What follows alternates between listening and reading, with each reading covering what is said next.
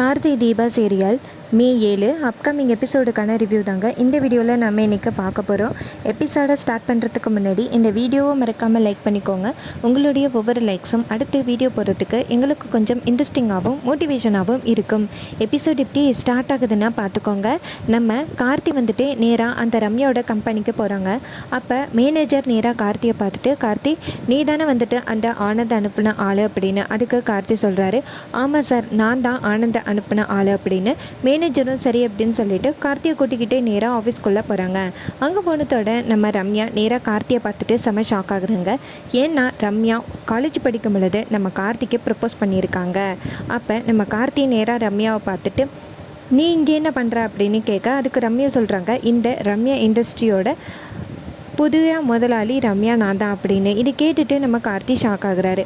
அப்போ மேனேஜர்கிட்ட ரம்யா கேட்குறாங்க, கார்த்தி எங்க அப்படின்னு. அப்போ மேனேஜர் சொல்கிறாரு, இவர் தான் கார்த்தி அப்படின்னு. அப்போ ரம்யா கேட்குறாங்க, என்ன கார்த்தி இதெல்லாம், நீ இந்த மாதிரி ஒரு கம்பெனிலேயே வேலை பார்க்க வந்திருக்க, உன்னை ஆனந்து தான் அனுப்புனா, எதுக்காக ஆனந்த் உடனே இந்த கம்பெனிக்கு அனுப்பியிருக்கான் அப்படின்னு. அப்போ கார்த்தி சொல்கிறாரு, இது மாதிரி எங்கள் வீட்டில் ஒரு பிரச்சனை நடக்குது, அந்த சவாலில் நான் ஜெயிக்கணும், அப்படி நான் ஜெயிக்கணும்னா இந்த மாதிரி கம்பெனியில் நான் சர்வைவ் ஆகணும், அப்படி நான் நல்லா சர்வைவ் ஆகிட்டேன்னா எனக்கு ஒரு நல்ல நான் இந்த சவாலில் ஜெயிச்சிட்டேன் அப்படின்னு எங்கள் அண்ணன் சொல்லிடுவாங்க. நான் சவாலில் ஜெயிச்சிட்டா வீட்டில் உள்ள பிரச்சனை எல்லாமே தீர்ந்து போயிடும், எங்கள் அம்மாவுக்கு மறுபடியும் சொத்து கிடச்சிரும், இந்த குடும்பம் பிரிய வேண்டிய அவசியம் இல்லை அப்படின்னு. இது கேட்டதோட ரம்யா சொல்கிறாங்க, கார்த்தி உனக்கு கல்யாணம் ஆகிட்டா அப்படின்னு கேட்க, அதுக்கு கார்த்தி சொல்கிறாரு, எனக்கு கல்யாணம் ஆகிடுச்சு, தீபா அப்படிங்கிறவங்க தான் நான் கல்யாணம் பண்ணியிருக்கேன் அப்படின்னு. அப்போ நம்ம ரம்யாவும், ஓ அப்படியா சரி அப்படின்னு சொல்கிறாங்க. கார்த்தி கேட்குறாரு, சரிங்க மேடம் எனக்கு வேலை போட்டு கொடுங்க அப்படின்னு. அப்போ நம்ம ரம்யா சொல்கிறாங்க, வீட்டில் எவ்வளோ பெரிய பிரச்சனையாக இருந்தாலும் இந்த மாதிரி இடத்துல வேலை பார்க்க வந்திருக்கே அப்படின்னு. அப்போ நம்ம கார்த்தி சொல்கிறாரு, வீடு ஒத்துமையாக இருக்கணும் அப்படிங்கிறதுக்காக தான் நான் வேலை பார்க்க வந்திருக்கேன் அப்படின்னு. இதை கேட்டுட்டு ரம்யாவும், சரி ஓகே உனக்கு ஒரு நல்ல வேலையாக போட்டு கொடுக்குறேன் அப்படின்னு சொல்லிட்டு கார்த்திக்கு ஒரு வேலையை போட்டு கொடுக்குறாங்க. முக்கியமாக கார்த்திக்கு ப்ரமோஷன் மாதிரி கொடுக்குறாங்க வேலையே பார்க்காம. அப்போ நம்ம கார்த்தி சொல்கிறாரு, எனக்கு எடுத்ததோட எதுக்காக இந்த மாதிரி ஒரு வேலையை கொடுக்குறீங்க அப்படின்னு. அதுக்கு ரம்யா சொல்கிறாங்க, நீ எப்படிப்பட்ட டேலண்டான ஆளுன்னு எனக்கு தெரியாதா கார்த்தி, அதனால நீ இந்த வேலையை பாரு அப்படின்னு சொல்ல, கார்த்தியும் சரி அப்படின்னு சொல்லி ஒத்துக்கிறாரு. அப்போ அந்த ரம்யாவுக்கு நேராக ஆனந்த் கால் பண்ணுறாங்க. அப்போ நம்ம ரம்யா சொல்கிறாங்க, இது மாதிரி ஆனந்த் தான் கால் பண்ணுறான் அப்படின்னு. அப்போ கார்த்தியும் சரிங்க மேடம் அப்படின்னு சொல்ல, நம்ம ரம்யாவுக்கு நேராக ஆனந்த் கால் பண்ணி என்ன சொல்கிறாருன்னா, என்ன கார்த்தி வந்துட்டானா அப்படின்னு கேட்க, அதுக்கு ரம்யா சொல்கிறாங்க, நீ சொன்ன மாதிரி கார்த்தி வந்துட்டான், ஆனால் அந்த கார்த்தி யாருன்னு தெரியல உனக்கு அப்படின்னு. அதுக்கு ஆனந்த் கேட்குறாரு, என்ன சொல்கிற அப்படின்னு. அதுக்கு ரம்யா சொல்கிறாங்க, இந்த கார்த்தியை பற்றி எனக்கு தெரியும், இவன் ஏற்கனவே என் கூட காலேஜில் படிச்சிருக்கான் அப்படின்னு.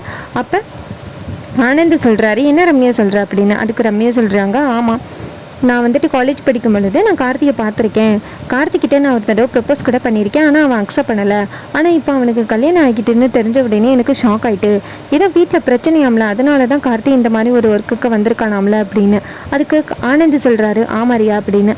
அதுக்கு நம்ம ரம்யா சொல்கிறாங்க, இங்கே பாரு, கார்த்தி செம்ம டேலண்டான ஆள், அவனை நீ இவ்வளோ அளவுக்கு நீ டார்ச்சர் பண்ணுறது ரொம்ப தப்பு.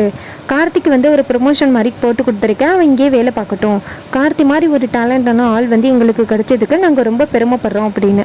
இது கேட்டுட்டு நம்ம ஆனந்த் செம்ம ஷாக் ஆகுறாரு, என்னடா இது நம்ம ஒன்று எதிர்பார்த்தோம், இங்கே ஒன்று நடக்குது அப்படின்னு. இன்னொரு பக்கம் ரம்யா நேராக கார்த்தியை பார்த்துட்டு, இங்கே பாரு கார்த்தி, உனக்கு என்ன பிரச்சனை இருந்தாலும் என்கிட்ட சொல்லி எல்லாத்தையுமே நான் பார்த்துக்கிறேன் அப்படின்னு. கார்த்தியும் சரி அப்படின்னு சொல்லிட்டு அந்த இடத்துலேருந்து போகிறாரு. இன்னொரு பக்கம் நம்ம ஆனந்த் ரியா கிட்ட சொல்கிறாங்க, நம்ம நினச்சது ஒன்று நடந்தது ஒன்று, அந்த ரம்யாவுக்கு அந்த கார்த்தியே தெரிஞ்சிருக்கு, அதனால் கார்த்தி போனதோட ப்ரொமோஷன் மாதிரி போட்டு கொடுத்துட்டான் அப்படின்னு. இது கேட்டதோட ரியா ஷாக் ஆகுறாங்க, நம்ம நினச்சது ஒன்று அங்கே நடந்தது ஒன்றா இருக்கே, இந்த கார்த்திக்கு எல்லாரையுமே தெரிஞ்சிருக்கு அப்படின்னு. அப்போ ஆனந்த் சொல்கிறாரு, இதுக்கு மேலேயும் கார்த்தியை வேறு கம்பெனிக்கு மாற்றவே முடியாது, நம்ம சொத்து எல்லாமே கையை மீறி போக போகுது அப்படின்னு. அதுக்கு ரியா சொல்கிறாங்க, விடக்கூடாது அப்படின்னு. இன்னொரு பக்கம் ஐஸ்வர்யா சொல்கிறாங்க, நீங்கள் ஒரு ஐடியாவை திட்டம் போட்டதோட நானும் நல்ல ஐடியா அப்படின்னு நினச்சேன், ஆனால் இதுவுமே போச்சா அப்படின்னு. அதுக்கு ஆனந்த் சொல்கிறாரு, இங்கே பாரு, எப்படியும் இந்த சொத்தை எப்படியாவது நம்ம ஆட்டையை போட்டுருவோம், நீ எதுக்கும் கவலைப்படாத அப்படின்னு. இன்னொரு பக்கம் நம்ம தீபா மீனாட்சிக்கிட்ட சொல்கிறாங்க, கார்த்தி சார் புதிய கம்பெனிக்கு போயிருக்காரு, அங்கே எப்படி சமாளிக்க போகிறாருன்னு தெரியல அப்படின்னு. அதுக்கு மீனாட்சி சொல்கிறாங்க, உனக்கு அந்த ரம்யா யாருன்னு தெரியாதுல்ல தீபா அப்படின்னு. அப்போ தீபா சொல்கிறாங்க, அந்த ரம்யா யார், எல்லாருமே ரொம்ப ஓவராக பில்டப் பண்ணுறீங்களே, அப்படி அந்த ரம்யா யார் அப்படின்னு. அதுக்கு மீனாட்சி சொல்கிறாங்க, தீபா ரம்யா பற்றி எனக்கு நல்லாவே தெரியும், ஆனந்த் கூட கிளாஸ்மேட்டாக படித்தவ, அவள் 2 வருஷம் கார்த்தியை விட மூப்புன்னு தெரிஞ்சோம் கார்த்திகிட்ட ப்ரப்போஸ் பண்ணா. கார்த்தியை எப்படியாவது அடையணும்னு அவளும் முயற்சி பண்ணா. ஆனால் கார்த்தி வந்துட்டு அத்தை பேச்சை கேட்டதுனால கொஞ்சம் அமைதியாக இருந்தார். இந்த ரம்யா வந்து எவ்வளவோ போராடி பார்த்தா, ஆனால் கார்த்திக் கிடைக்கல அவளுக்கு. உடனே ரம்யா வந்துட்டு நேராக ஃபாரின் போயிட்டா.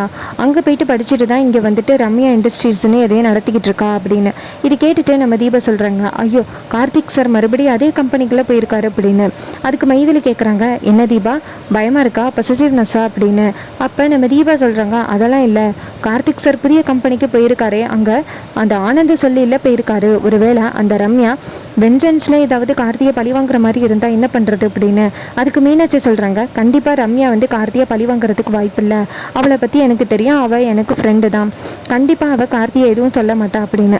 இது கேட்டுட்டு தீபாவும் சரி அப்படின்னு சொல்ல, அப்போ மைதிலி சொல்கிறாங்க, என்ன தீபா இப்பயும் பயமாக இருக்கா அப்படின்னு.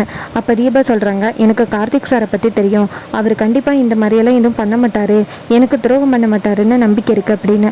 அதுக்கு நம்ம மைதிலி சொல்கிறாங்க, இங்கே பாரு எதுக்கும் பார்த்து நடந்துக்க அப்படின்னு. அப்போ நம்ம தீபா சொல்கிறாங்க, சரிக்கா அப்படின்னு. அதுக்கப்புறம் நம்ம கார்த்தியை காமிக்கிறாங்க. கார்த்தி ஒர்க் பண்ணிக்கிட்டு இருக்கும் பொழுது ரம்யா கார்த்தியை வந்து எட்டி நின்று சைட் அடிச்சுக்கிட்டே இருக்காங்க. இன்னொரு பக்கம் நம்ம மேனேஜர் நேராக அந்த ரம்யா கிட்ட போயிட்டு, என்ன மேடம் கார்த்தியவே பார்த்துக்கிட்டு இருக்கீங்க, என்ன நடக்குது இங்கே அப்படின்னு. அதுக்கு நம்ம ரம்யா சொல்கிறாங்க, நான் காலேஜ் படிக்கும் பொழுது கார்த்தியை விரும்பினேன், ஆனால் கார்த்தி ஒத்துக்கலை, இப்போ கார்த்திக்கு கல்யாணம் ஆகிருச்சுன்னு தெரிஞ்ச புத்தோட எனக்கு கொஞ்சம் பயமாக இருக்குது அப்படின்னு. அப்போ மேனேஜர் சொல்கிறாரு, மேடம் நீங்கள் நினச்ச மாதிரி கார்த்திக்கு ஒன்றும் இஷ்டப்பட்டு கல்யாணமே நடக்கவே இல்லை, கார்த்தியை இழுத்து வச்சு தான் கல்யாணம் பண்ணியிருக்காங்க. இது மாதிரி அவனுக்கு சுத்தமாக அந்த கார்த்தியோட ஒய்ஃப் தீபாவையே பிடிக்கவே பிடிக்காது. இந்த அபிராமியும் வந்து அந்த தீபாவை மருமகளை ஏற்றுக்கவே இல்லை, அதனால உனக்கு இன்னமும் சான்ஸ் இருக்குது, நீ வேணால் ட்ரை பண்ணி பார்த்தியன்னா கார்த்தி உன்னை காதலிக்க வாய்ப்பு இருக்குது அப்படின்னு மேனேஜர் சொல்கிறாரு. இதை கேட்டுட்டு நம்ம ரம்யா சொல்கிறாங்க, என்ன மேனேஜர் சொல்கிறீங்க, தீபாவை கார்த்திக்கு பிடிக்காது அப்படின்னு. அப்போ மேனேஜர் சொல்கிறாரு, ஆமாம் மேடம் சுத்தமாக பிடிக்கவே பிடிக்காது, ஏதோ கல்யாணம் பண்ணிட்டோம் அப்படிங்கிற ஒரு இதுக்கு தான் அவர் சேர்ந்து வாழ்ந்துக்கிட்டு இருக்காரு, நீங்கள் இப்போ ட்ரை பண்ணால் கூட ஈஸியாக கார்த்தியை அடையலாம் அப்படின்னு சொல்ல நம்ம ரம்யா நினைக்கிறாங்க, ஓ அப்படியா, அப்போ ஈஸியாக கார்த்தியை நம்ம வழிக்கு கொண்டு வந்துடலாம் அப்படின்னு நினைக்கிறாங்க இந்த ரம்யா. இன்னொரு பக்கம் நம்ம ஆனந்த், ஐஸ்வர்யா, ரியா 3 பேருமே நம்ம ஒரு திட்டத்தை போட்டோம், ஆனால் அங்கே ஒன்று நடந்துக்கிட்டு இருக்கு, நம்ம என்ன பண்ணுறது, எப்படி இந்த கார்த்தியை தோற்கடிச்சு இந்த சொத்தெல்லாம் எப்படி நம்மளுக்கு வந்து எழுதி வாங்குறது அப்படின்னு ரொம்பவே சோகத்தில் இருக்காங்க.